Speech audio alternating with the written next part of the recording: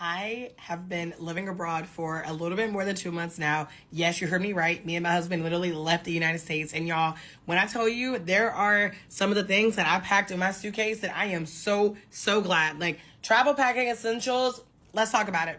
Yoga on the go. Y'all, this is a whole yoga mat.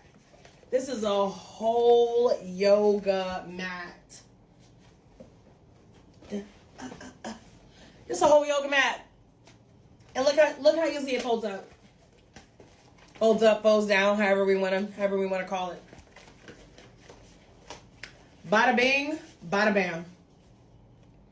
Travel yoga mat. And I don't even consider myself like a yogi, but listen, your girl need to stretch, okay? I'm in my 30s now. Girl gotta be stretching some stuff out. So I normally keep it in my suitcase like this, and then I just like have it on the bottom and I pause up on top of it. But like this has absolutely been something I've been so glad I brought with me. Even whenever I've done like some group travel and people have taught yoga classes, being able to bring my own yoga mat, or just whenever I'm in the house, like this is solid. And it is in my Amazon travel essentials list just for you.